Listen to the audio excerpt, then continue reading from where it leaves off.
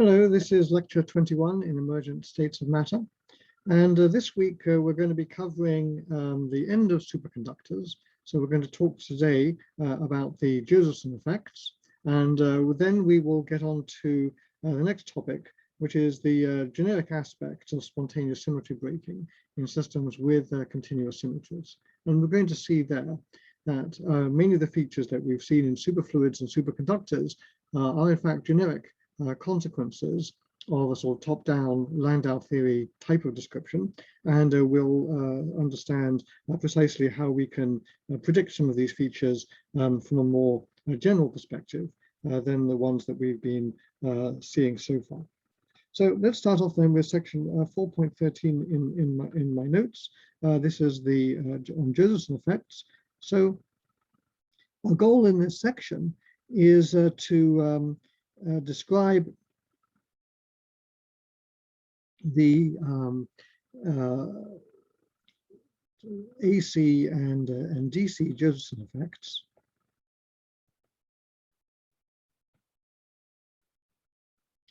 That were discovered in the 1960s.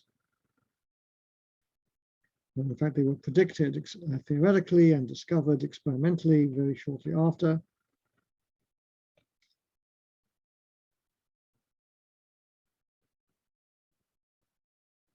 And we're going to focus on them from a top-down perspective.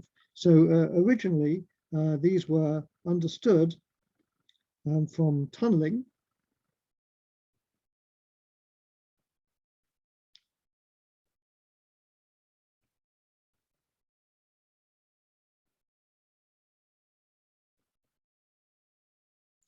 But what we're going to be doing is looking at them from a more general perspective from gauge invariants.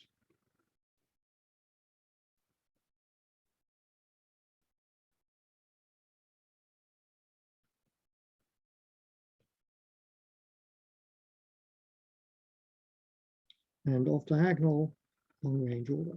So if you want to, if you are doing a thesis on superconductivity, as some of you may well be doing, a good reference for the sort of standard phenomenology would be Mike Tinkham's book, and in chapter 6, there's a lot of discussion about all of the phenomena associated to the Josephson effect. Okay, so let's move into it then. So let's start then with the DC Josephson effect.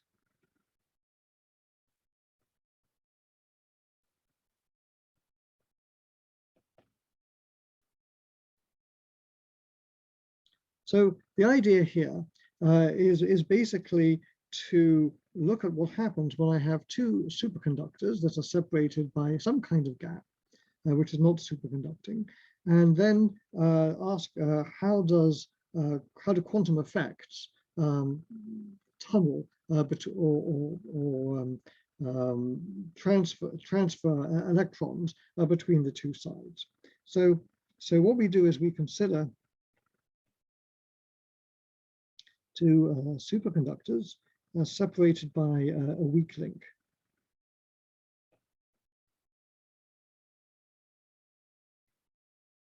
And you can think of this as very much like the weak link that separated two sides of a superfluid, where we had a thin capillary that allows supercurrent to flow through it, but not the normal fluid. And that was a fine capillary made up with some granular material like jeweler's rouge or something like this, a porous medium, in order to stop normal fluid flowing through. So this is analogous to the sort of what we call the fine capillary.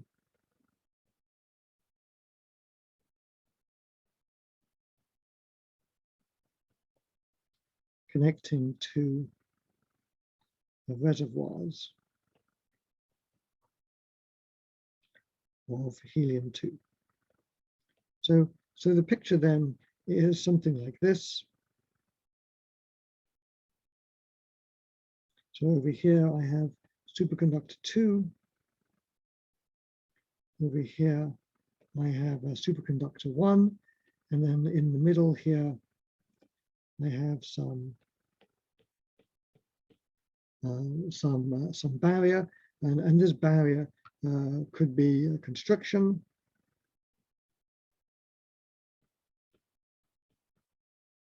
It could be an insulator. Could be a point contact. It could be a thin layer of normal metal.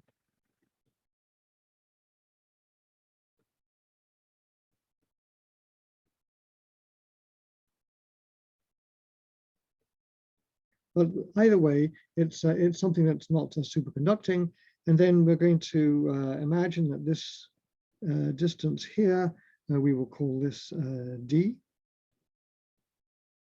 And we will consider a path that starts off at one of the superconductors and winds its way over to the other. So we'll call that path contour C, and we will write down a unit vector, which is the vector normal to the layer. Now, what's important here is that this barrier thickness. So what we require is that D is less than or of order the sort of Cooper pair size, so that the magnitude of psi is roughly constant in the link, but it's definitely not 0. And when you solve the Ginzburg-Landau equations, as we talked about last time, typically the Ginzburg-Landau equations will have solutions near a boundary, which say that the wave function will decay something like x over psi naught away from a boundary.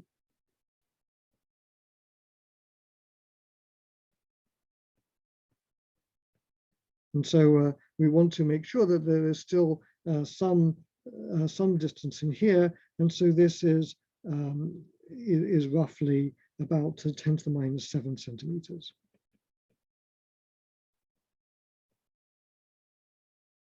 In a typical old-fashioned classic superconductor. All right, so that's our picture of the system. So how do we write down the free energy? So what we're going to assume is that we can write the free energy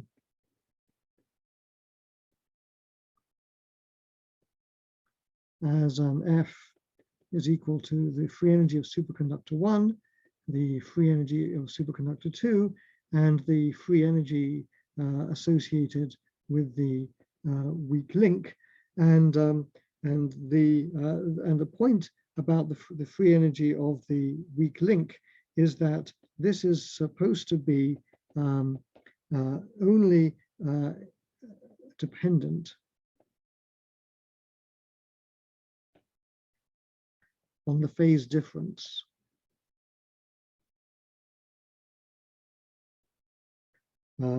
delta gamma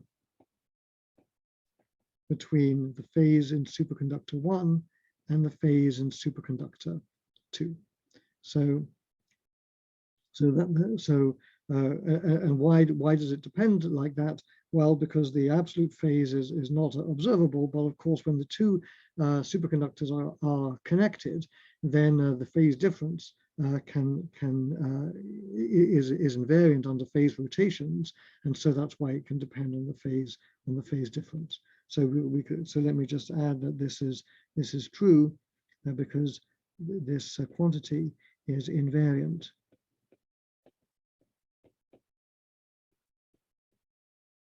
under global phase rotations.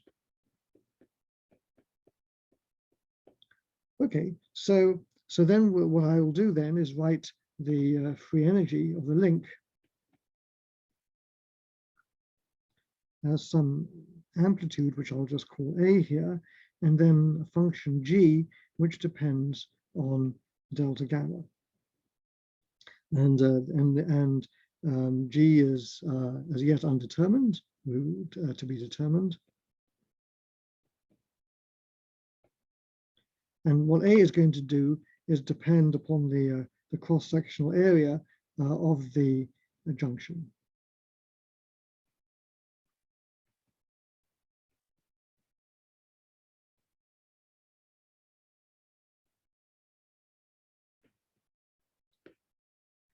And just so you know, we don't particularly care about the functional form of G, but I wanted to say that that a specific functional form can be calculated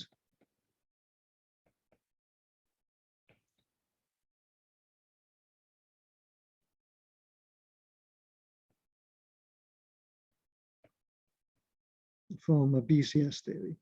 And again, you have to make various approximations and assumptions in doing that. It doesn't really matter for us, because we can make progress just by thinking about symmetry. So the next thing that we need to think about is that that phase is only defined modulo 2 pi. So what that means is that the function G is a function of its argument, let's call its argument X, must be periodic. So G must satisfy G of X plus 2 pi n is equal to G of X. And so, so G of X is a periodic function.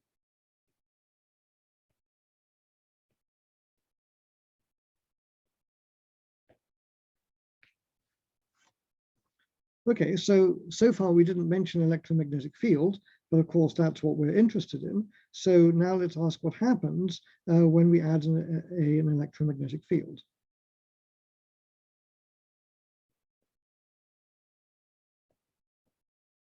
And so the way we're going to do that is we have some vector potential A, and then what we found last time was that the way that this will change the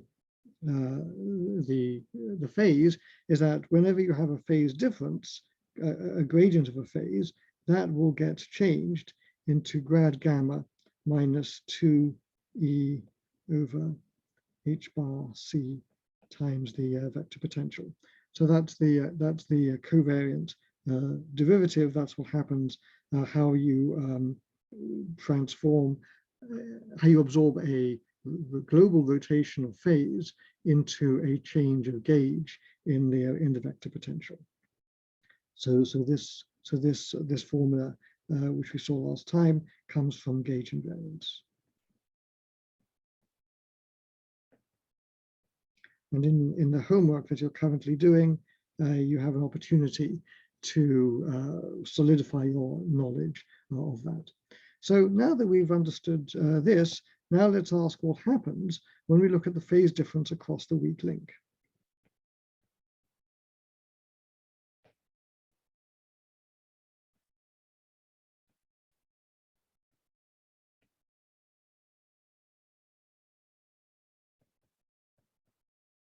So I'll write that as delta gamma, and that of course is just the integral along the contour C of grad gamma dotted with dr, and that is then just the integral along the contour C of grad gamma minus 2e over h bar c a dotted with dr. Now, when we looked at the Ginzburg-Landau equations last time, what we saw was that one of the Ginzburg-Landau equations was what happens when you differentiate the Landau free energy with respect to the vector potential, and that gave you the current. And so what that means is that when we look at the current in the link,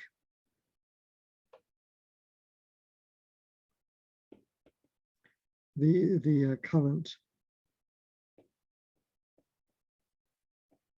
J link we can write as some quantity B times the derivative G prime of delta gamma, just differentiating with respect to A, and in superconductor 1,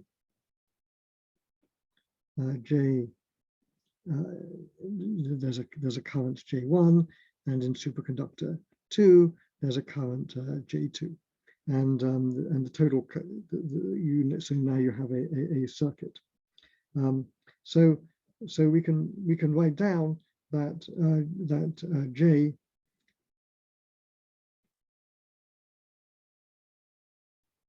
in either current 1 or in either superconductor 1 or 2, I can write down as E times the number of superconducting electrons over the mass. Again, this can be in either superconductor 1 or number 2, is then H bar grad gamma 1 or 2 minus 2E over C A 1 or 2, like so. So now what happens then if we have a uniform situation?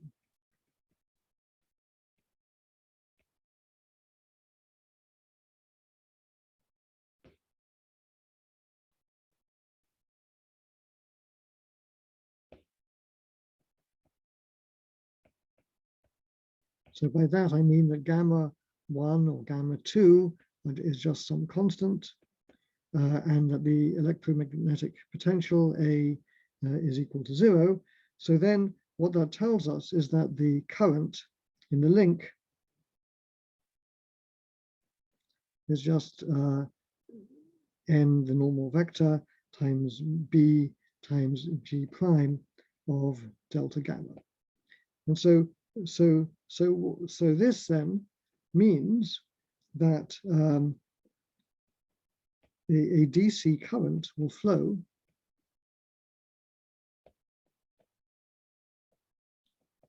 if there exists a phase difference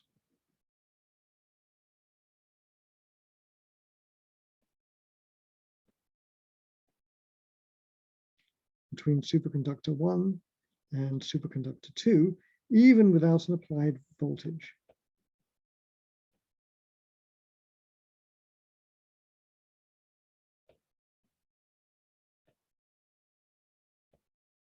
So if we draw the circuit just to be crystal clear, so what we have then is something like this. So we'll draw a Josephson junction. Typically, we draw it like I've just drawn it here, and then let's suppose that we have a current source, like so, driving a current through here. So now you've got a current going through here, going through the Josephson junction, and if I were to look at what happens across this, you'll see that there is no potential difference.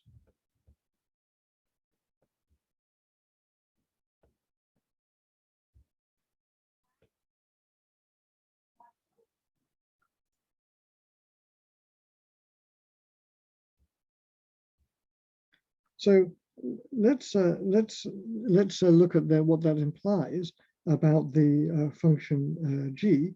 So if the phase difference is equal to 0, then I claim that means that the current, which is proportional, which is B times G prime of 0, should equal 0. And the reason for that is time reversal symmetry.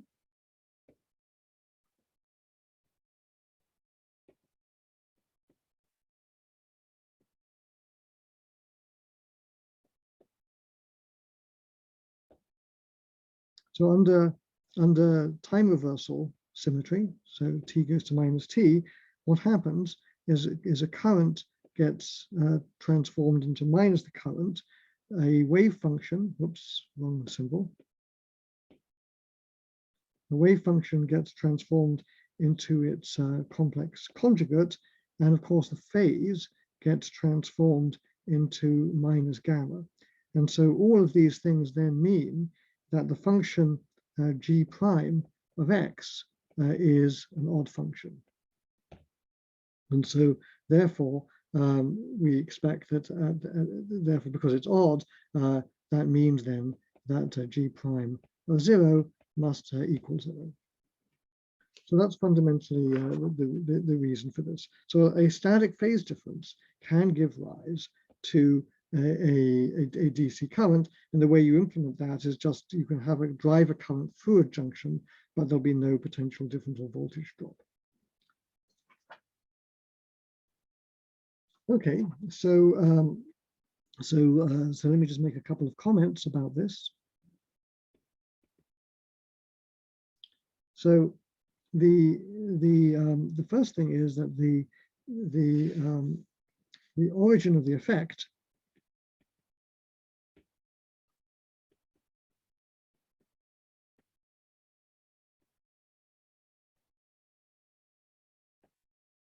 is the existence of a phase.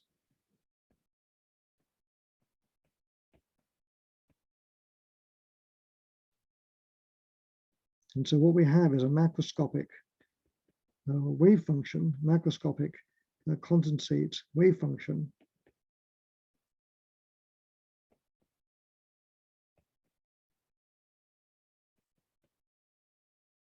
with a single phase for the macroscopic number of particles that are in the superconductors. So if you so that's just a consequence of off-diagonal long-range order. Now, if you do BCS theory, which of course Josephson did, what you find is that the current is equal to some J naught times n hat times sine of delta gamma, and this prefactor J naught can be written down and is something like 2E h bar over 2md, the spacing between the superconductors, times whatever is the magnitude of the wave function in the weak link. So something like that. And just to relate that to things that you've calculated in homework, so if we have a thing called a tunnel junction,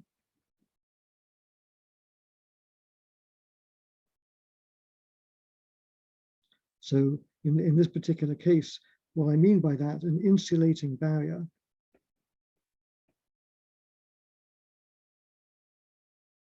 between two superconductors,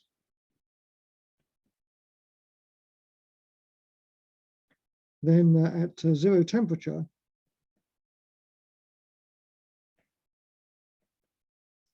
what you find is that J naught is equal to pi, the gap function that you calculated in the homework, over 2E Rn, and what Rn is the tunneling resistance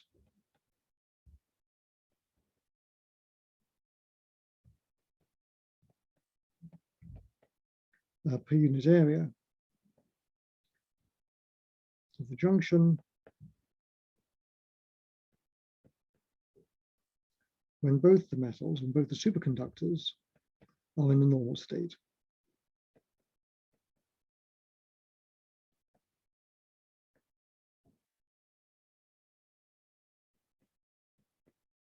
So we can measure the gap function just by the magnitude of the Josephson current, and if I'm at temperatures above 0, so if we go to T greater than 0, then what we find is that J naught is equal to pi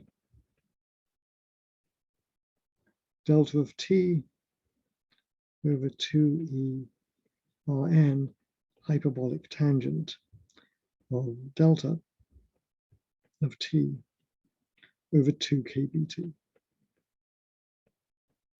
And so the gap function can be measured through measuring Josephson currents. Now, let me just tell you a little bit about the history. I think I mentioned this last time, but let me go and say it a bit more precisely. So the history of this is that Josephson, as a graduate student at Cambridge, made this prediction.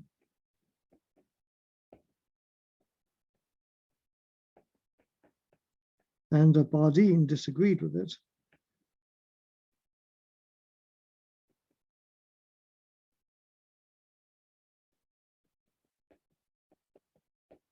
And the reason for his skepticism was the following: if you have a gap, then quantum mechanics will tell you that the tunneling probability for an electron is going to be something like exponential of some quantity, some characteristic times e to the minus mu times d. So something proportional to the exponential of the distance between the size of the gap. So that's just the usual tunneling that you get from, say, WKB approximation. So that would suggest that if you have the tunneling of a Cooper pair,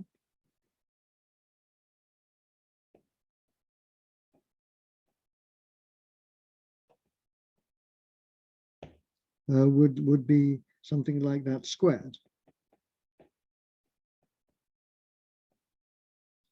And so if that were the case, that would be very unlikely.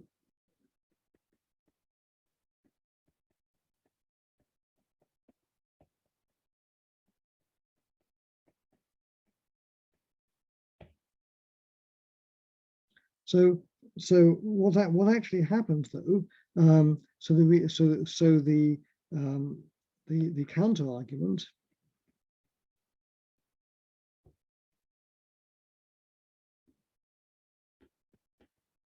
is that when you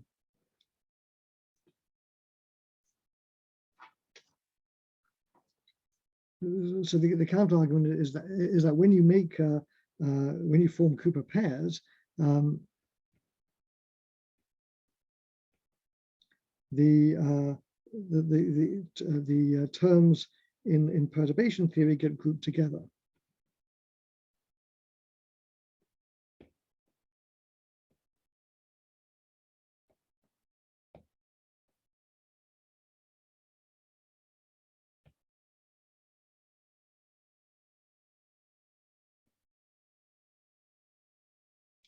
And you saw that in the homework on the BCS theory that you worked out using the canonical transformation.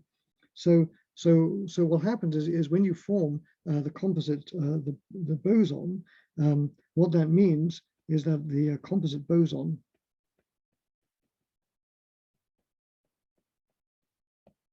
each electron tunnels coherently with the other.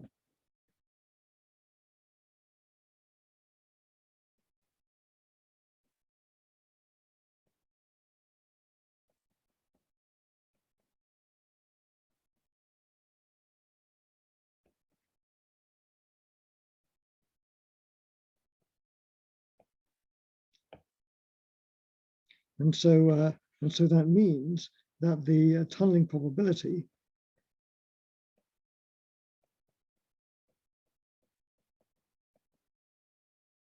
goes as exp minus mu d, in other words, the same order as a single electron tunneling.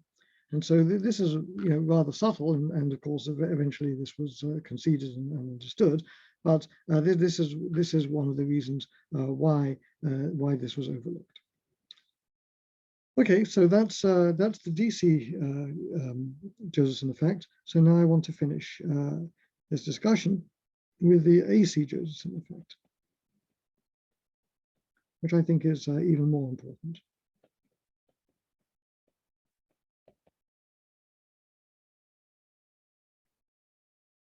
So now what we're going to consider is that we apply a constant potential difference across the junction.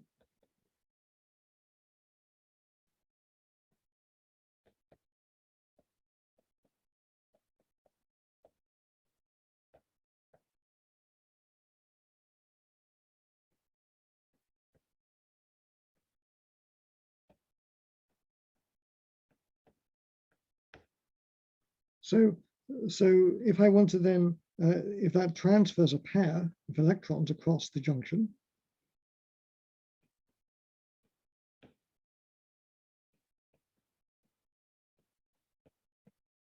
then that involves an energy change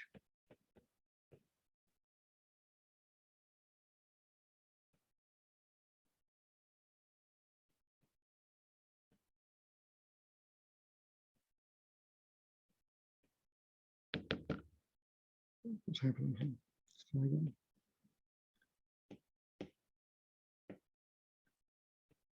Sorry about that. Let's try again. So what is that energy change? Well, we can write it. We know what the charge is. That's 2e. We know what the potential difference is. Let's call it delta v. And so that's the change in energy that arises when I transfer these two electrons. Now, what does that mean? Well, we know that when you have an energy difference, excuse me, let's try again. All right, let's make this go away. You have this back.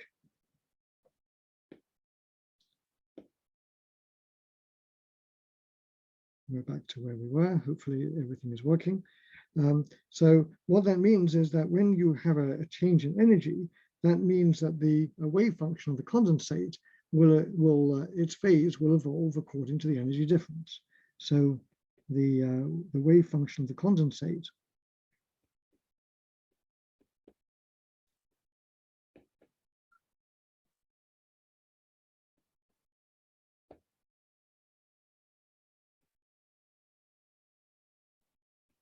is going to go like this. It's going to go what it was before, to psi e to the minus I delta E t over h bar, and that is equal to psi e to the minus I 2 ev t over h bar, like so. And so what that means then is that the phase of the condensate, or the phase difference,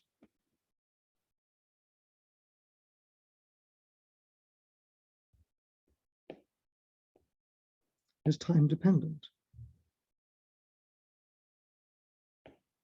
And in particular, it's going to be whatever it was initially, minus, just reading it off, 2e over h bar delta v times t.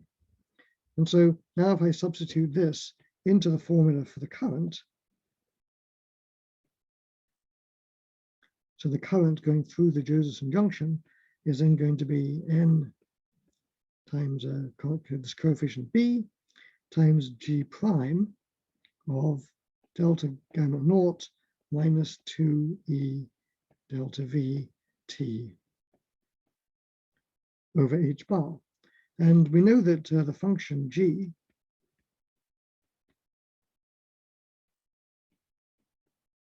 is a periodic function.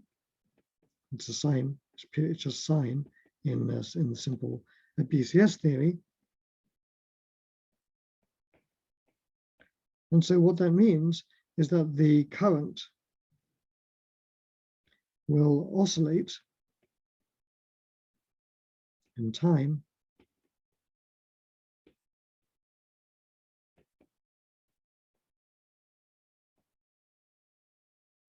with the frequency omega is 2 pi f, and that is going to equal 2 e delta v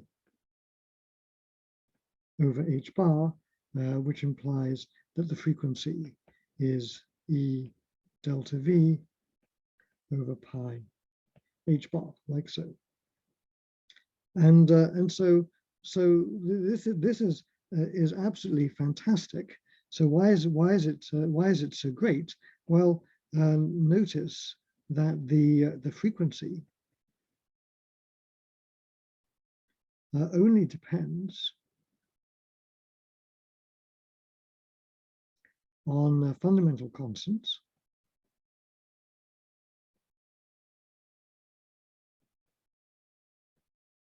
So that's Planck's constant, the charge on the electron, and the voltage itself. So like virtually all the predictions, like most of the predictions,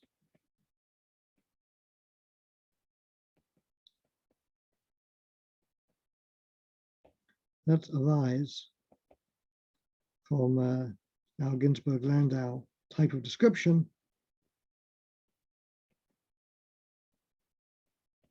It is universal. And by universal, what I mean is that it is independent of material parameters.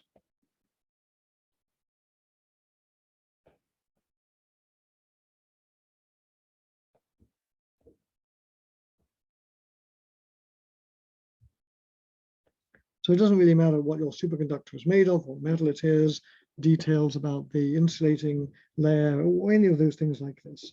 This means that if I want, I can measure frequency very accurately. I can't measure voltage very accurately. So the upshot of this is that this is because a frequency can be measured very accurately.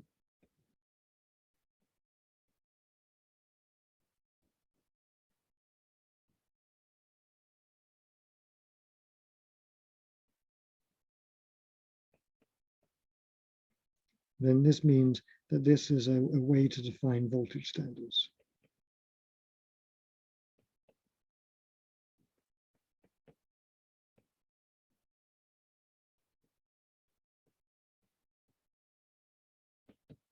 And so this is really quite a remarkable outcome.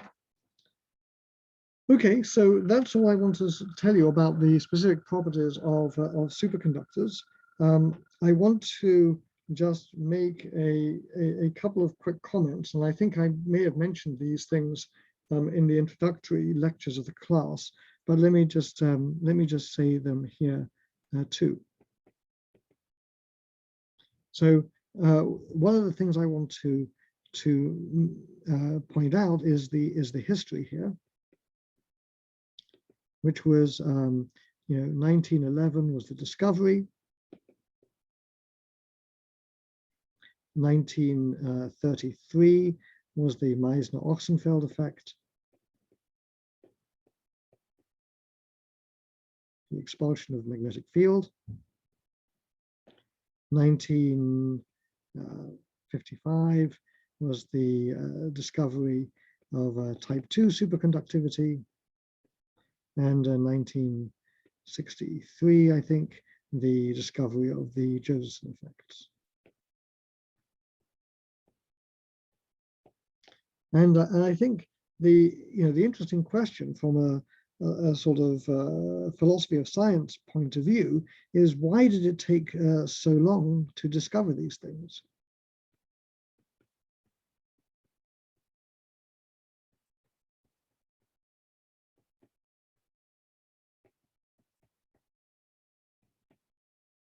So these are generic electrodynamic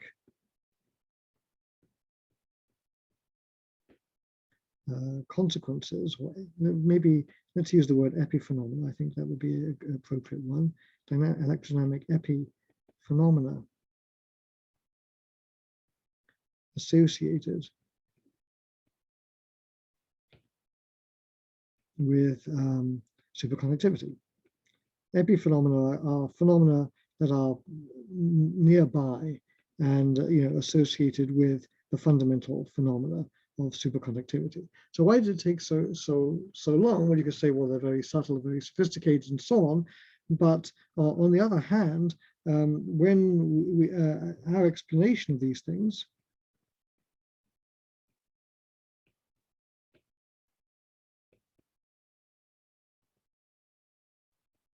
was very brief. You can see on the previous blackboard, it really was just like 3 lines of algebra to get the Josephson effect, and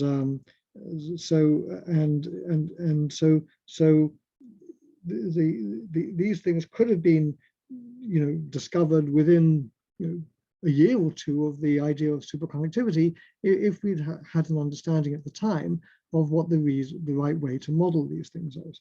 So the lesson learned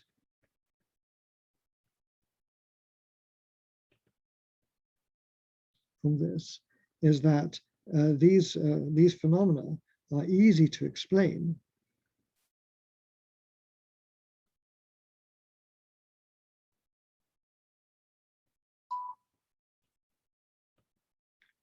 if you work at the right level of description.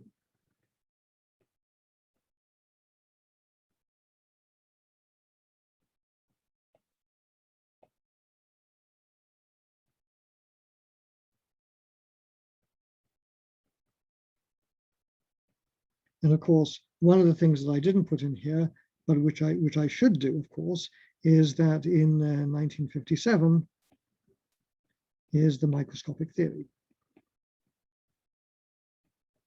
So of course that goes in there as well. And so the problem is this: it really isn't obvious what is the right way to try to explain these phenomena. So you have to work at the right level of description, and we've gone back and forth in this this section.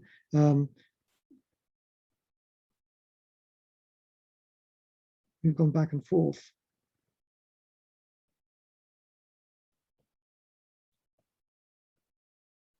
between microscopic descriptions and macroscopic descriptions. And one of the things that we learned is that the macroscopic description is one that gives us access to the ideas of off-diagonal long-range order and gauge symmetry.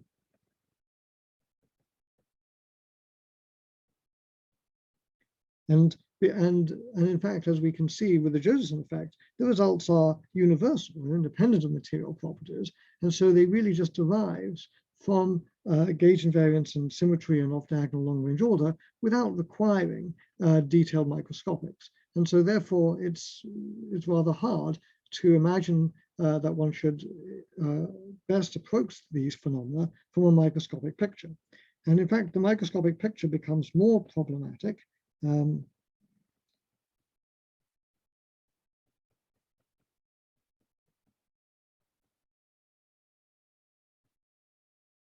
it's hard to use for several reasons. So one reason is that it doesn't deal with spatially varying phenomena very easily.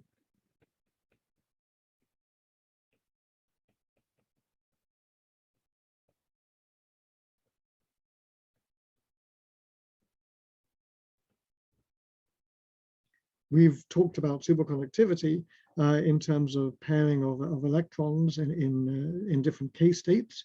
And of course, when you have spatially varying phenomena, then K isn't a good quantum number. And so it becomes technically very complicated. So that's one reason why the microscopic picture is hard to use. And then the other thing that we saw in homework and in class is that the fundamental physics is non-perturbative.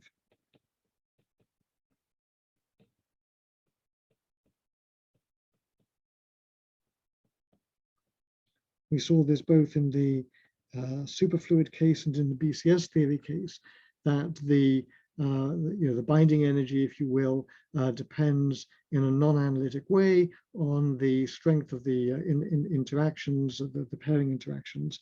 And so, we really have to work at these appropriate levels of description, particularly if one wants to describe universal phenomena. So that's comment number one. Now, comment number two is that I haven't talked about mechanism, and I did that for a reason. So let's just say that we avoided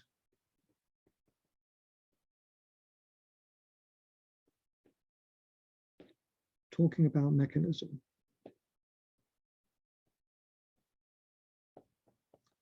And this was done deliberately. So why did I do that? Well, the first thing is that the phenomenon is quite, the phenomenon of superconductivity is generic, and there is no single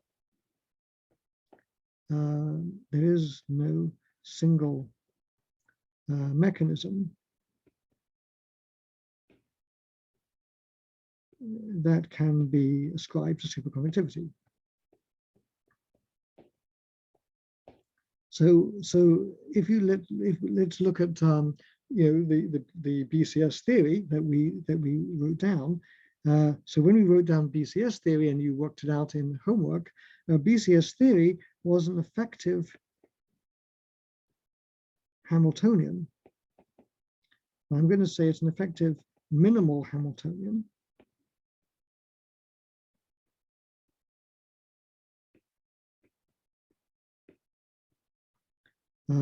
It just says if there is an attractive mechanism,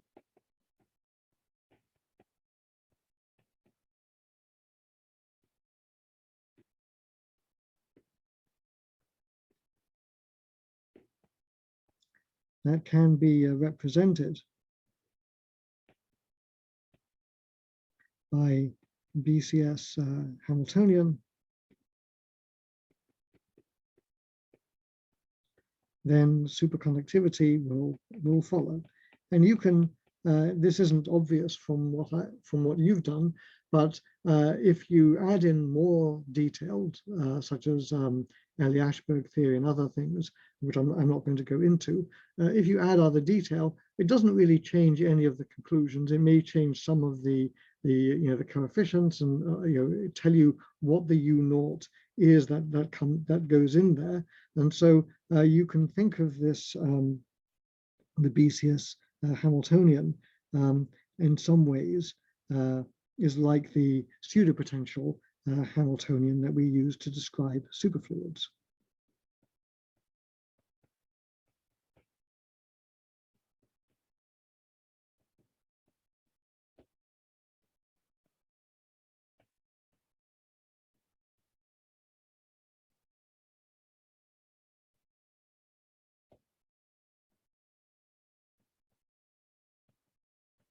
So as long as things are weak coupling, which they are in BCS theory, then what that means is that all material parameters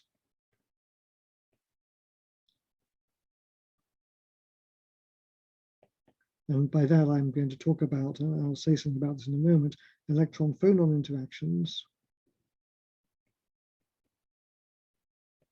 and then other things that people have proposed, which I'm not going to go into, all go into the single coupling constant.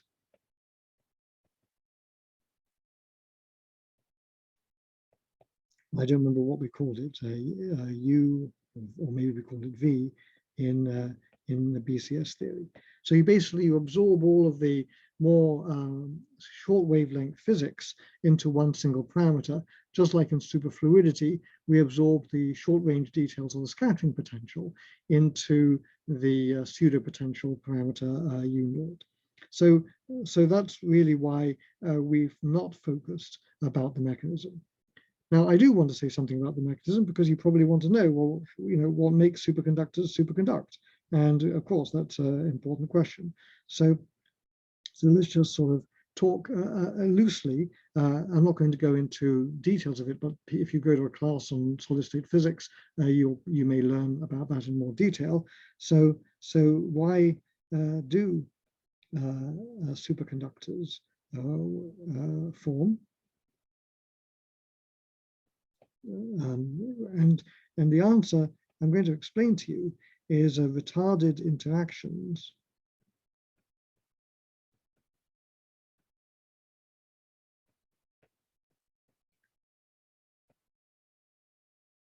between electrons mediated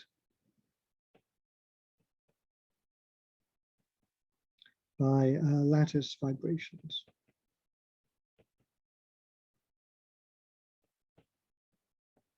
So I'm only going to talk about this at a very low level because I want to move on to other things.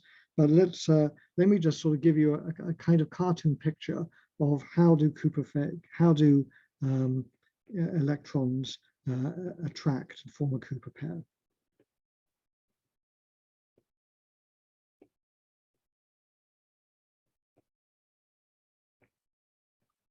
Now, in the homework, you solve this problem quantum mechanically, given that there is some attraction. But in the homework, you didn't get to figure out why there is an attraction, and I'm not going to give you the technical details of that. Let's just talk about the physical picture. So the physical picture is kind of it's the analogy that I use is a kind of seedy hotel bed picture. So let me tell you the sort of anecdote, and then I'll show it to you in terms of electrons and atoms and things like this. But let's imagine that you're staying at some really rather awful hotel, and the beds are not very good in such hotels. So imagine that before you stayed in your hotel room, somebody else stayed there, and that person turned out to be very heavy and left an indentation in the bed.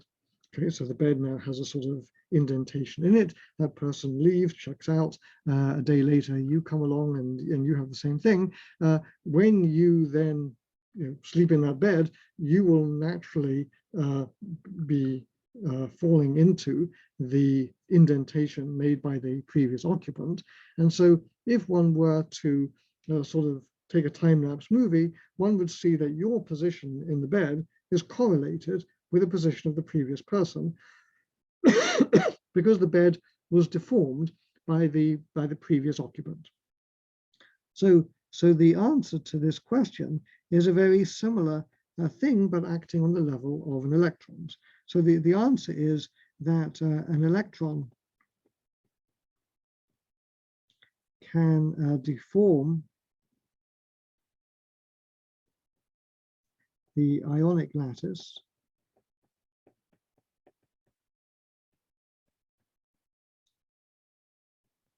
around it, and then a second electron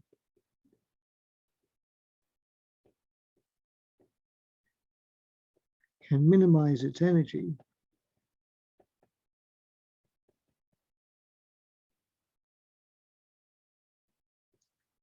by following the same path.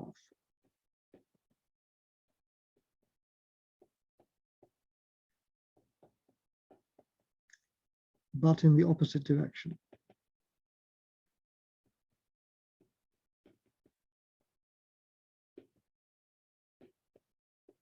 So let's just unpack that. Let's just draw a cartoon picture so we can sort of see what's going on. So let's suppose that I have a lattice like this.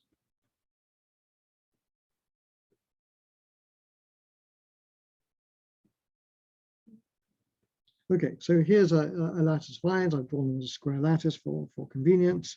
Let's draw another layer here like so. Okay, all right, so now let's suppose that an electron happens to, here comes an electron, and this electron is going through like this.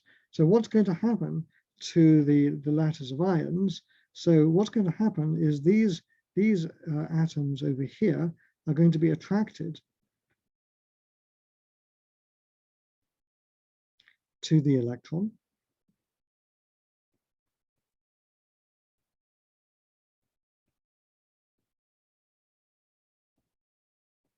Like so.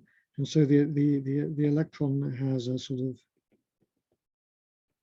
has gone through like this, and these ions here have moved inwards like so. Okay, so that's the Coulomb attraction.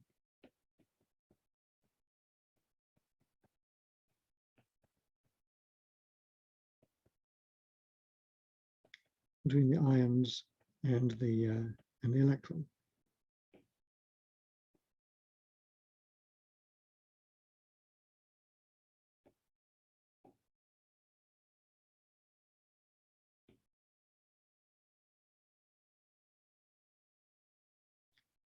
Okay, so now let's take this same picture, and now suppose another electron comes along. So now a second electron comes along. And comes along. How does it minimize its energy?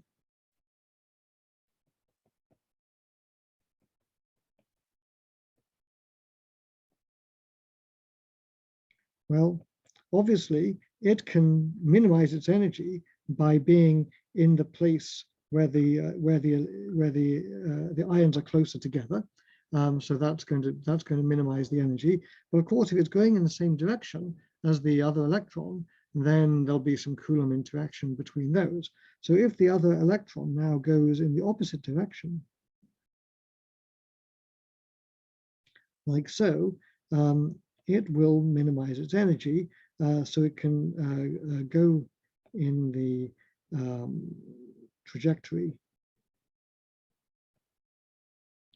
of the first electron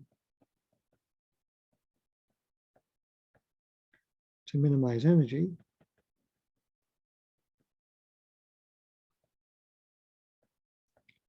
And go in the opposite direction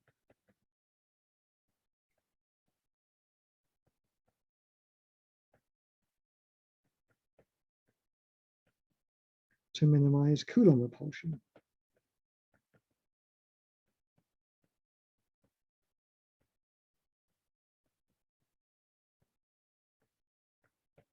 And so the net result of these pictures is that we go from here to here to here, and the end result is that the electrons pair in time reversed states.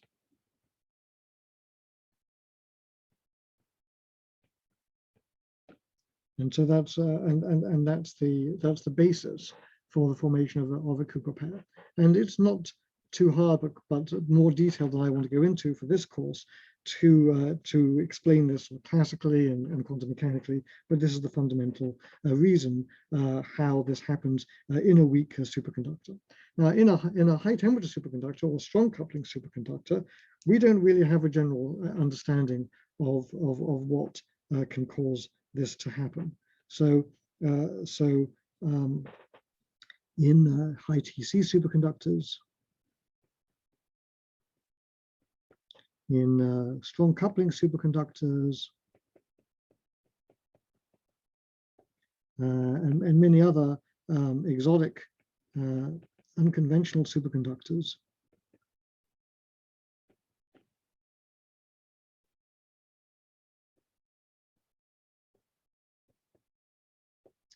other mechanisms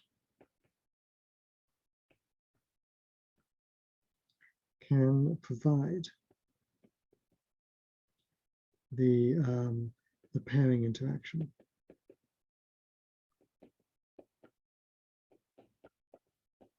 And I can just list a couple of these. One of these is exchange of virtual plasmons.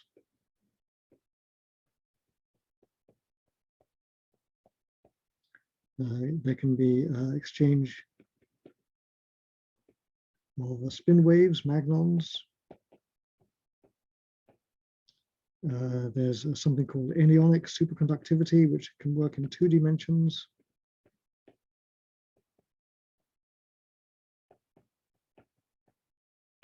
You can, recently it was discovered that you can get a pairing of skyrmions.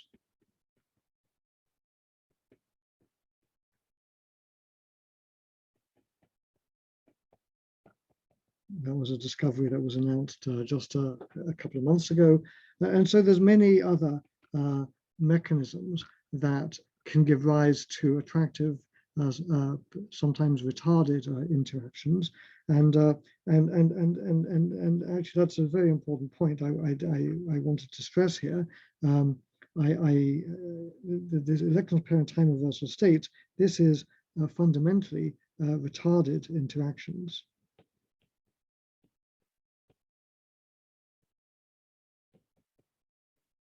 And it's retarded because of the slow motion of the ions.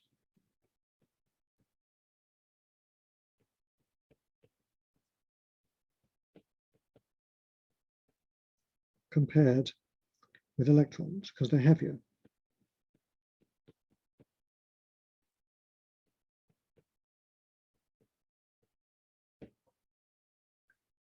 And ion is much greater than the mass of the electron. Okay, so I think we're going to leave it there. So that's all we're going to do about superconductivity.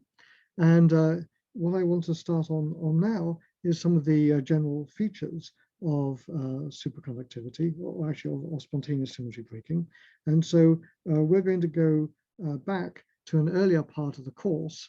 And actually, I have no idea what section this is in my notes. So let's just call this continuation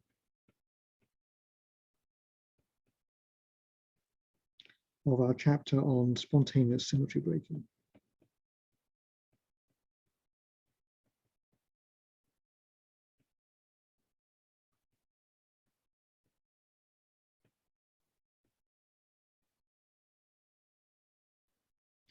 So let me let's recapitulate where we had left this topic back at the beginning of the course.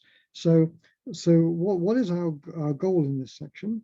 So at the beginning of the course, we talked about making a coarse-grained description of systems with continuous symmetries.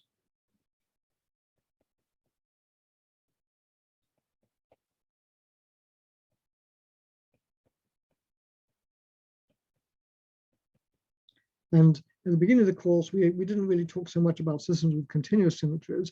What we talked about was the idea of coarse graining, and we even talked about the idea of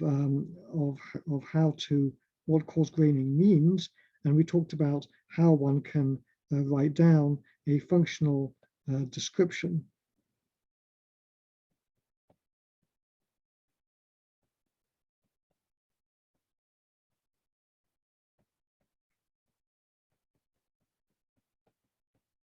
of coarse graining. So we talked about those things. We didn't really, we kind of introduced the idea of Landau theory. And now, of course, that we've now gone through superfluidity and superconductivity, you can see that the description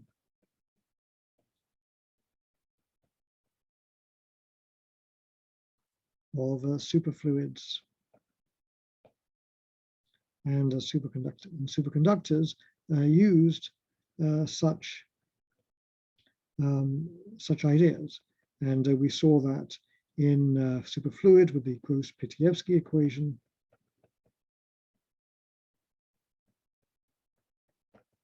we saw that in superconductors with the Ginzburg-Landau.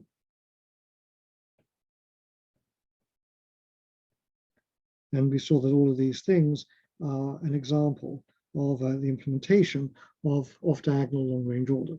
So I prepared you for the idea of having multiple levels of description. And then as we started with superfluids, we started from a microscopic description and we went up to and derived this coarse grain description. And then in superconductivity, we did both. And now what I want to do is I want to ask the question in this section of the course. So what we're going to be doing now is how do we understand the generic aspects of spontaneous symmetry breaking from this level of description.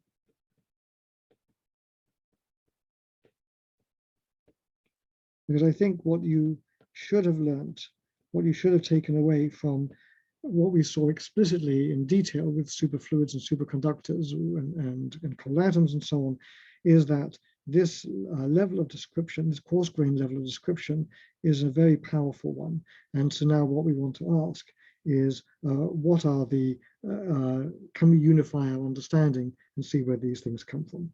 So what I'm going to talk about now is section 6 of our spontaneous symmetry breaking chapter. And what I'm going to talk about is the Landau theory for the ON model. And we won't finish this in today's lecture. We'll finish it in the following lecture. So, but we'll make a start on it today. So Landau theory for the ON model.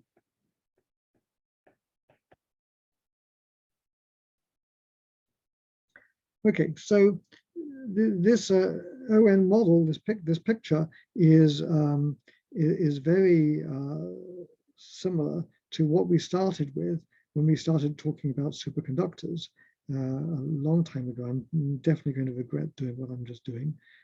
So sorry about that. I should have planned ahead and taken this picture. What I want to do is I want to grab my picture of superconductors from the Ginzburg-Landau theory. So, okay, yeah, that's what I wanted. So let me grab these pictures and then go back to where we were.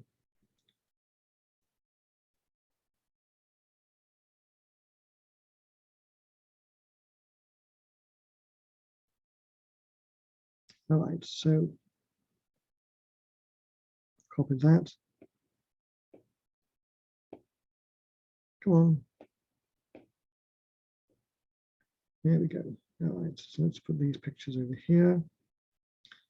Let's turn that off.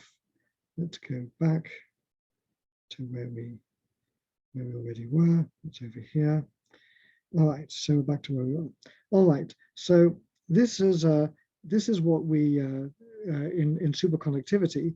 This is what we started with, our picture of a complex wave function, and we wrote down the Landau free energy above and below Tc like so. So let's just say that in superconductivity,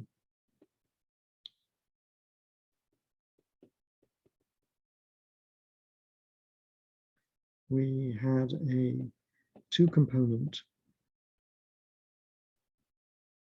order parameter, and we wrote down Landau theory. Well, I called it Ginzburg-Landau theory, so let's use that word.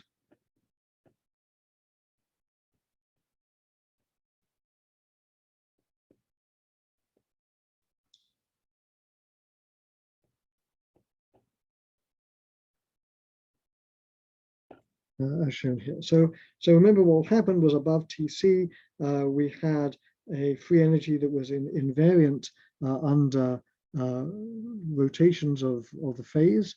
So the free energy had to be a function of the absolute value of psi squared.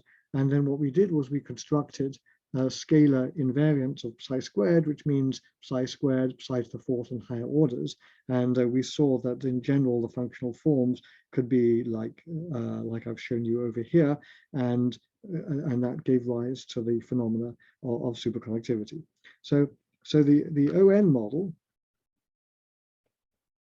is the n-dimensional generalization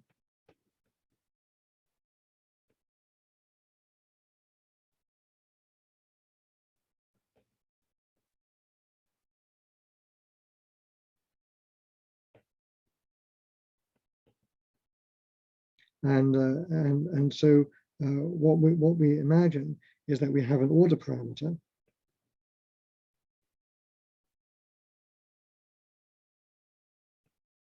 which I'm going to now write as the vector s as a function of r, and s has n components, so it has s1 of r, s2 of r, all the way up to Sn of r, and r itself is x1 up to xd, and that is a d-dimensional vector. So we have an order parameter space which is n-dimensional and a physical space that is d-dimensional. So that's that model is called the ON model, and we call this model in the ON model the free energy. Well, actually, let me call it the coarse-grained free energy.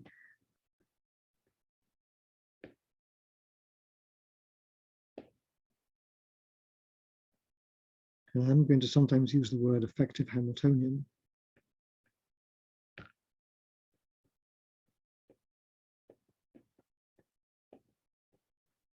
Is invariant under the rotation group in order parameter space.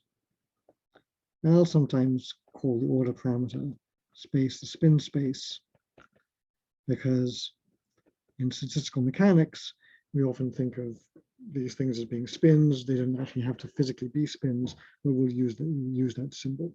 So what we will do is then we will write down the effective Hamiltonian of the system. I'm going to write it in the following way. I'm going to write the partition function of the system is the integral over the fields. And I'm going to write that as a functional integral, which we talked about last time, not last time, but at the beginning of the semester. And I'm going to put in, I'm going to write it as e to the h, like so. And this is going to confuse you, I'm afraid. There's no minus sign in my Boltzmann factor. Okay, so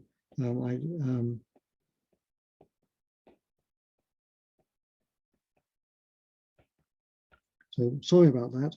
I absorbed the minus sign into my definition of the Hamiltonian. So I'm going to write down that the Hamiltonian, I'm going to call it minus h, has the following form, and I'm going to write it down and I'll make a comment. So it looks like this.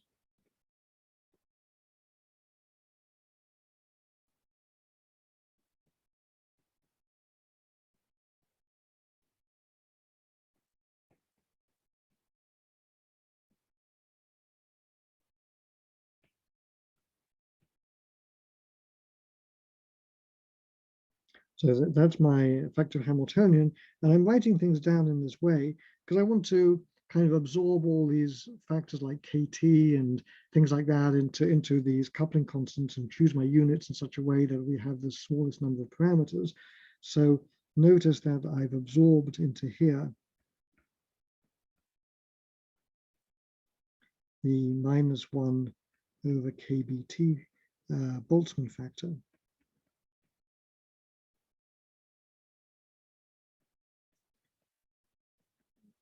Into the units of h. Now I've chosen I've rescaled space so that this coefficient here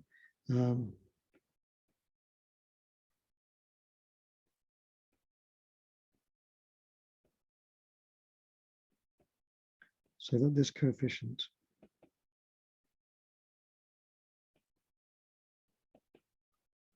is 1/2 for convenience.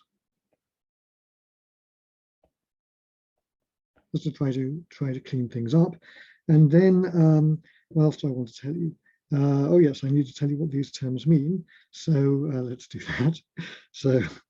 So when I write down grad s squared, so let's just be crystal clear what that is. So S has the components of the vector S will be labeled by the symbol alpha, and the components of the vector X will be denoted by Greek symbols. So I'm going to write this as d s alpha of r by d xi, and then I'm going to square this like so, and then I'm going to sum from alpha is equal to 1 to n, and then I'm going to sum from I equals 1 to d. So that's what I mean by grad s squared. And then similarly, when I write down s squared itself, so that is a scalar invariant.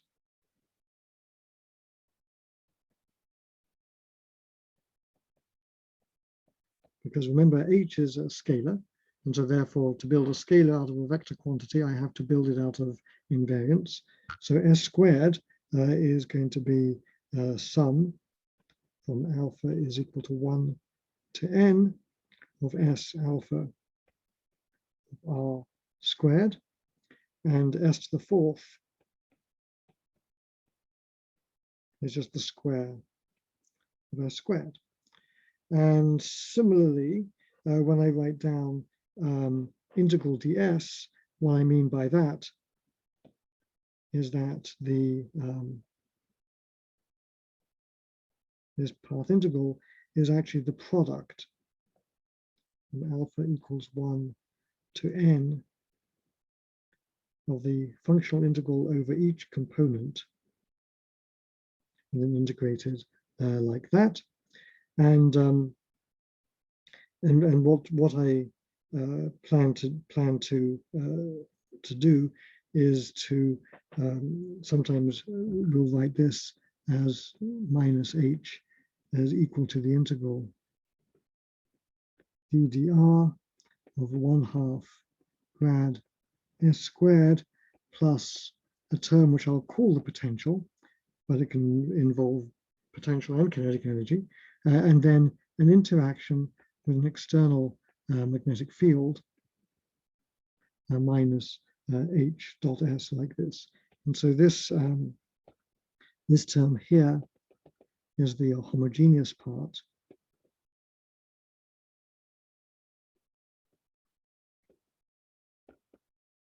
of the Landau free energy. I'm using all these terms interchangeably. And this H is meant to be an external field.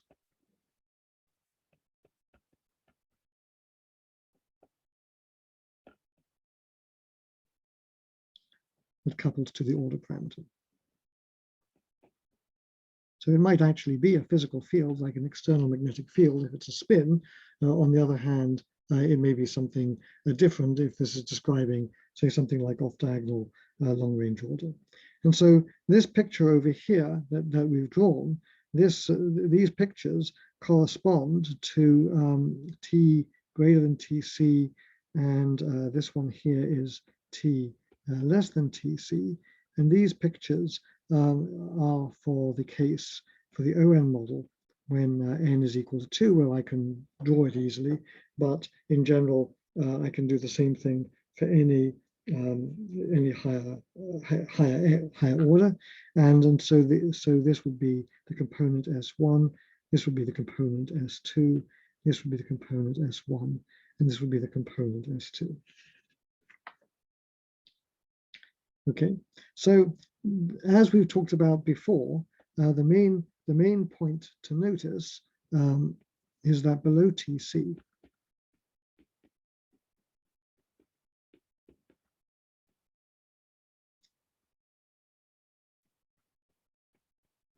T less than Tc, there is an infinitely degenerate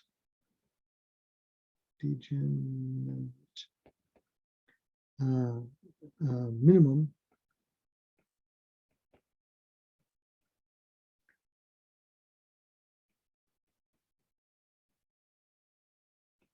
corresponding to the solution S squared is equal to minus R naught over U naught.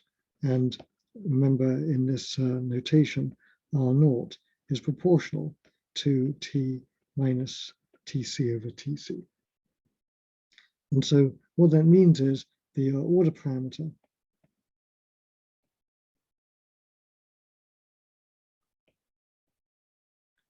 can point in any direction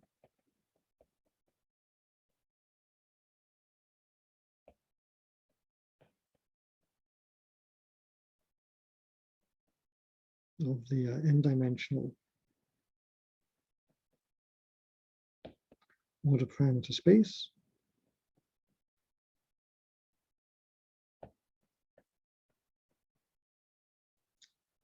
But its length